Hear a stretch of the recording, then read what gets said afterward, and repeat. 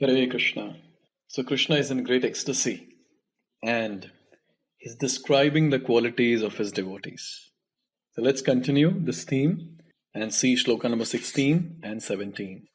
Anapekshaha shuchir daksha udasino gatavyathaha sarvarambha parityagi yo madbhaktaha same priyaha yo na rishyati na dveshti na shochati na kankshati shubha parityagi bhaktimanya same priyaha. So here Krishna is saying anapekshaha. So how is the devotee of Krishna? He is not dependent, anapeksha, he is not dependent on the ordinary course of activities. And he is shuchihi, he is pure, daksha, expert, and udasinaha, without care, he is neutral. Gata vyataha, free from all pains. And then sarvarambha parityagi. He is a person who is not striving for some result. And here Krishna is saying, Yaha mad bhaktaha same priyaha. Such a devotee of mine is very dear to me. And again, in Shloka number 17, Krishna is saying, Yaha na rishyati na dveshti. The one who neither rejoices, rishyati, nor grieves, dveshti, nor shochati na kankshati. One who does not laments or hankers or desires for something. Shubha ashubha parityagi. One who renounces both shubha, auspicious, and ashubha, that is inauspicious. Bhakti man yaha same priyaha. Such a devotee is very dear to me. So in this way, in both Shloka number 16 and 17, Krishna is again and again saying that same priyaha, such a devotee is very dear to me.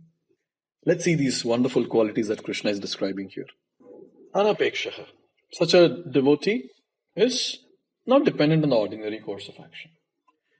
So here Prabhupada is saying that money may be offered to a devotee, but he should not struggle to acquire it. If automatically by the grace of Supreme, money comes to him, he is not agitated. So there's a point to note that whatever is supposed to come will come. So we have to endeavor for sure, but we are not supposed to over endeavor and go out of the way to meet the ends. Not needed. Important thing that all of us have to do is we have to endeavor, give our 100%, but not be attached to the results of those activities. So a devotee is always peaceful. He just does what he's supposed to do and he waits for what Lord is supposed to do. He does not do what the Lord is supposed to do. He understands his job role and the job role of Lord Krishna. And then Shushihi. He is a person who takes bath twice a day at least. And he remains clean externally by taking bath. And internally he remains clean by chanting Hare Krishna, Krishna Krishna, Hare Hare, Hare Ram, Ram Ram, Hare Hare. And by reading Bhagavad-gita and Srimad Bhagavatam. So I hope we remember this Shloka from Gita Mahatmya.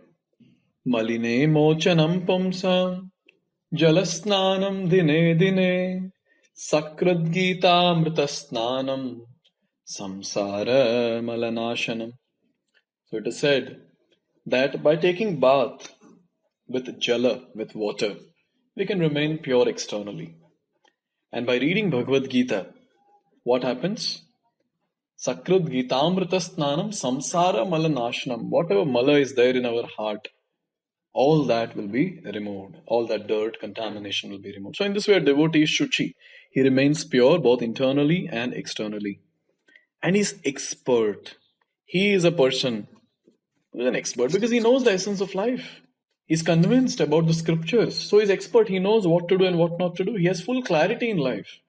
He's not confused of what to do and what not to do. He's expert because his expertise is based on not his own capacity or skills, but it's based on Shastra.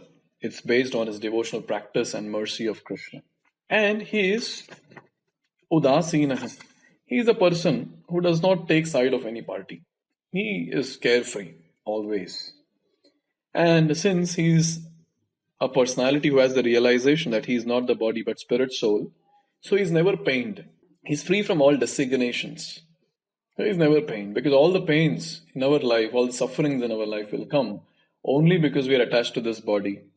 And a person, a devotee who is there, he knows that he is not the body, he is spirit soul, so he is not undergoing any suffering. So it is said that problems will be there, but suffering is optional for those who realize that they are not this body but spirit soul.